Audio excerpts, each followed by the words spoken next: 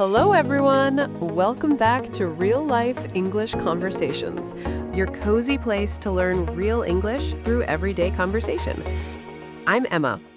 And I'm Mark, and today we are talking about something very small, Very small. but also somehow quite terrifying. Extremely unfair, actually. Very unfair. We are talking about small talk. Those little conversations with a neighbor in the hallway, a coworker in the kitchen, someone standing next to you in the elevator. Ah, the elevator, the most dangerous 30 seconds in social life. You step in, the doors close, and suddenly you and this other person are both staring at the floor numbers like they contain the secrets of the universe. Because saying something feels risky, but saying nothing feels equally strange. And your brain, which usually functions perfectly, decides this is the moment to take a short vacation. Complete shutdown. Gone. No words available. Please try again later. Yes, that feeling. And the frustrating thing is, small talk looks so easy when other people do it. It really does. You see two people chatting about their weekend, a coffee, a small complaint about the weather. And it looks so natural, so effortless. But when it's your turn, suddenly saying nice morning feels like a public announcement. And this is why small talk matters so much, because it's not actually small. No, it's often the first door to real connection, the first moment where a place feels warmer or a person feels more human. And honestly, it can also save you from standing in the lift like a very polite statue. A statue with perfect posture and absolutely nothing to say. So what exactly is small talk? Simple answer, it's the light, friendly conversation between people who may not know each other very well. It's not a deep life discussion. It's not an interview. It's just a moment, a light touch between two humans. The weather, the queue, the coffee machine that's broken again, the dog that's clearly the most important person in the building. And before we go deeper, one small favor. If you enjoy learning English through real conversations like this, please like this video and subscribe. It really does help more people find us. This is a B1 level episode, so stay relaxed. You don't need every single word. Just follow the feeling and let your English grow. And at the end, we have a vocabulary section with all the important words from today, so stay with us. Ready? Let's talk about small talk. So let's start with the real question. Why does something so small create so much pressure? Because it happens in real time. Yes, no preparation, no pause, no time to check a dictionary. Just you, another person, and that little moment. And the moment is tiny, but the feeling around it is enormous. And I think part of the problem is this. When something looks simple, people think they should be naturally good at it. Right. And when they feel awkward, they judge themselves immediately. So now it's not just a conversation. It's the conversation plus pressure plus self-judgment plus the fear of silence. All happening at the same time, in an elevator, in 30 seconds. No wonder the brain runs away. But here's the thing. For English learners, there's an extra layer. Yes, because it's not only what should I say, it's also can I say it correctly? Will I sound strange? What if I forget a word? What if I freeze completely? And once all those thoughts arrive together, the moment feels much heavier than it should. Which is why I think many people struggle with small talk for the wrong reason. What do you mean?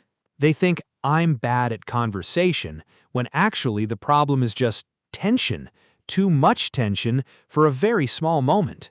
Yes, and once you remove a little of that tension, the words usually come more easily. Usually. We're still human. There are no guarantees. Very important disclaimer. But genuinely, the biggest shift is this. Stop treating small talk like a test. Nobody is standing behind you with a clipboard grading your opener. Nobody is writing notes. The candidate said, nice morning, -2 points for lack of originality. The goal is not to be brilliant. The goal is to make the moment feel a little lighter for yourself and for the other person. If you put someone at ease, help them feel less nervous, more comfortable, they remember that. People don't remember the person who said the cleverest thing. They remember the person who made the moment feel safe. Write that down. I already did. So the moment has come. You're standing somewhere, there's a person nearby, you want to say something, but what? The easiest answer? Start with what's already there. The weather, the place, the situation you're both in. The very long queue. The coffee that's taking forever. The cat sitting outside the window for no clear reason. These things are already in the room. You don't need to invent anything. You just have to notice something and say it out loud, simply. Right. You don't need a genius opening line. You need one ordinary human observation. And the way you say it matters too, not just the words, the energy. Yes. Are you approachable? Do you seem open? Or do you seem like you would rather be anywhere else? Approachable means easy to talk to, warm, not closed off, and it shows in small things. A slight smile, a relaxed voice, making brief eye contact. Even your first sentence can feel approachable or not. There's a difference between, "It's quite busy today, isn't it?" said warmly, and the same sentence said like a disappointed weather report. Said with the energy of someone who has seen too much. Exactly. So the words can be the same, the warmth changes everything. And once you have your opener, something simple, something real, you can start the conversation. You can strike up a conversation. To strike up means to begin something in a friendly, natural way, not formally, just starting it. Good openers are very simple. This line is really long. Your coffee looks amazing. What is it? The weather has been strange lately. Or, and this one always works, complimenting something specific. That's a beautiful bag. Your dog is spectacular. Dogs are incredible conversation starters. People love talking about their dogs. They really do. The dog always performs. The dog always delivers.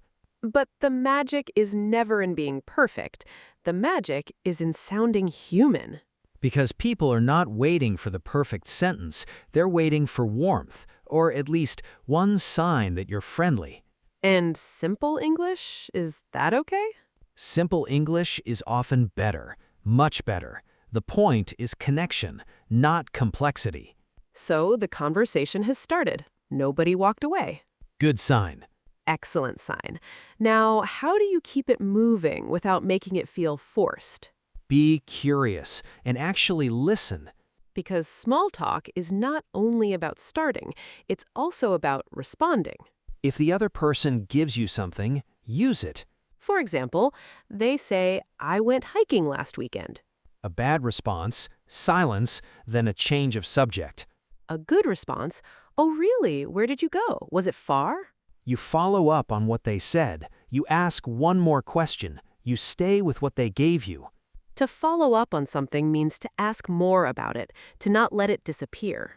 It's like catching a ball and throwing it back. I love that. And thankfully, this kind of catching requires no athletic ability whatsoever. Which makes it perfect for me. And for me, and for everyone who has ever been chosen last in PE class. But this is genuinely why some conversations feel so easy. Not because one person is amazing, but because both people are doing this small thing well. Listening, then giving something back, then listening again. And the follow-up doesn't have to be complicated. One small question. Was it good? How was that? Do you go there often? Small questions, big difference. Because when someone feels heard, when they feel like you actually noticed what they said, the whole conversation becomes warmer. And that feeling, being genuinely heard, is one of the nicest things that can happen in any conversation. Big or small. But not all questions are created equal. No, some questions are very good at killing a conversation. Very efficiently. They seem polite, they seem fine, and then the conversation just collapses. The classic example. Did you have a good weekend? And the other person says, yes. And now you're both standing there with nothing. Holding the pieces of the conversation. Yes, yes or no questions are dangerous in small talk. They give people a very small door to walk through. A much better version, what did you do this weekend? Or how was your weekend? Open questions, questions with what, how, which, why, give people space, room to take the conversation somewhere. And good questions also come from being observant. Observant means noticing things, details, little clues the other person gives you. If someone mentions they went to a coffee shop, an observant person doesn't just hear coffee shop, they hear an invitation. Oh, which one? Do you go there often? Is it good? And the other key ingredient in a good question is being genuine. Genuine means real, sincere, asking because you actually want to know, not because you think you should. People feel the difference. They really do. A genuine question feels warm. A fake one feels like a form. Please fill in field 3, preferred weekend activity. Terrible energy. Do not do that. The goal, open questions with real curiosity. That's what makes the conversation breathe. Now let's talk about real life. Ah, yes, real life. Because sometimes small talk is lovely, and sometimes, without any warning, it becomes strange. You say something and the other person responds in a completely unexpected direction. You say, "What a beautiful day," and they say, "Is it? I haven't been outside yet." And now you don't know whether to apologize, agree, or quietly disappear. Your brain starts looking for the nearest exit. The most important thing in that moment, don't panic. A weird moment is not the end of the world. Some people just need a little longer to warm up. To warm up to someone means to slowly become more comfortable with them. The first minute might be awkward. The third minute often feels easier. Or, and this is also possible, the person's just a little unusual. Also valid. Very valid. But you stay light. You breathe, you answer simply, you keep going. You don't need to rescue every awkward moment. Some moments are allowed to be awkward. That is such a freeing thing to say. Once you stop being afraid of awkwardness, you become braver, and bravery matters much more than smoothness. A slightly awkward human is still better than a perfectly smooth robot. Always. No contest. There's one more moment that makes a lot of English learners nervous, and we want to talk about it directly. When someone uses a word you don't know. Yes, suddenly one unfamiliar word appears, and it feels like the whole conversation drops away. Because now your brain is doing two things at once, staying in the conversation and trying to guess what that word meant. And while your brain is working on the mystery word, you've already missed the next 3 sentences. So what do you do? Ask. Always ask. Asking is not weakness, it's communication, and most people are genuinely happy to explain. You can say, "Sorry, what does that mean?" Or, "I'm not familiar with that word. Can you explain?" And doing that actually makes you sound more articulate, not less. Articulate means able to express yourself clearly. An articulate person is not someone who knows every word, It's someone who knows how to keep the conversation clear and honest. which is so much better than just nodding along while understanding nothing. Like a very confident goldfish. Very convincing, very lost. So ask. It keeps the conversation alive and it shows you actually want to understand. And now, the moment many people forget to prepare for, the ending. Because starting is one skill, ending is another. And some people don't know how to leave, so they just stay. Smiling longer and longer, the conversation has clearly ended, but the goodbye has not arrived. You're both standing there, the silence is back, but now you're also too deep in to leave without a transition. Trapped in the hallway for 20 minutes. This is why polite exit phrases matter. Simple ones work perfectly. "Well, it was really nice talking to you. I should get going." Or, "I don't want to keep you, but I really enjoyed this." Or if you're in a hurry, "I'll let you get on. Have a good one." These are warm, they're respectful, and they let both people leave feeling good. And sometimes, if the conversation went especially well, you really hit it off. If two people hit it off, they connect quickly and naturally. Something just clicks. And even then, a clear, kind ending is still the right move, because a good ending leaves a good feeling. And prevents you from being stuck in the parking lot for half an hour. A very important social skill. So maybe that is the real message of this whole episode. Small talk doesn't need to be perfect. It needs warmth, a little courage, real curiosity, and kind timing. Start simply, listen carefully, ask openly, stay human, and end politely. And little by little, those small moments stop feeling uncomfortable. They start feeling like what they actually are, The beginning of real connection. which is not small at all. Not small at all. And if small talk has always felt difficult for you, that's completely okay. You don't have to be perfect at it right away. You just start. Stay friendly, keep listening. And let yourself get a little more natural with every small moment you try. Okay, we used a lot of great English today. Let's slow down and look at them together. Vocabulary time. 10 words from today. We take turns. Each word belongs to one of us completely. Emma starts. Put someone at ease. If you put someone at ease, you help them feel less nervous and more comfortable. You make the moment lighter for them. For example, a warm smile can put someone at ease before you even say a word. That's how powerful small gestures are. Say it with me. Put someone at ease. Put someone at ease. Put someone at ease. Good one. Next, approachable. Approachable means easy to talk to, open, warm and friendly, not cold, not closed off. For example, he had a calm, approachable way about him. People felt comfortable walking up and saying hello. Say it with me. Approachable. Approachable. Approachable. This one's important. Strike up a conversation. To strike up a conversation means to start talking to someone in a friendly, natural way, not formally, just beginning. For example, she struck up a conversation with her neighbor by commenting on the weather. Simple, easy, and completely real. Say it with me. Strike up a conversation. Strike up a conversation. Strike up a conversation. And next, follow up on something. To follow up on something means to ask more about it. You don't just hear it and move on, you stay with it. For example, he mentioned he'd visited Japan, so I followed up on that and asked which city he liked most. That one question kept the conversation going for 10 minutes. Say it with me. Follow up on. Follow up on. Follow up on. Nice.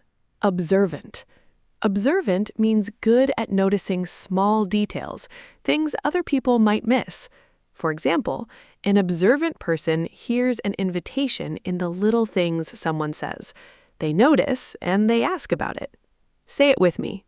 Observant. Observant. Observant.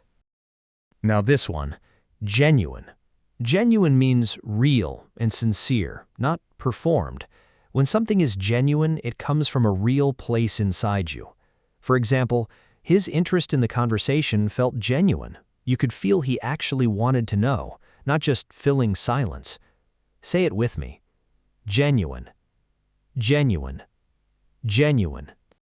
And warm up to someone. To warm up to someone means to slowly become more comfortable with them. It takes a little time, and that's okay. For example, she was quiet at first, but she warmed up to the group after just a few minutes. The third minute was already easier than the first.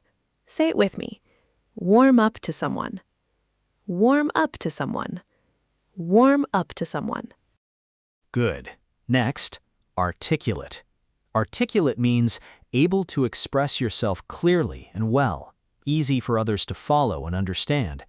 For example, you don't need perfect English to sound articulate. You just need clear, honest words. That's it. Say it with me. Articulate. Articulate. Articulate. This one's a great idiom. Hit it off. If two people hit it off, they connect quickly and naturally. Something just clicks right away.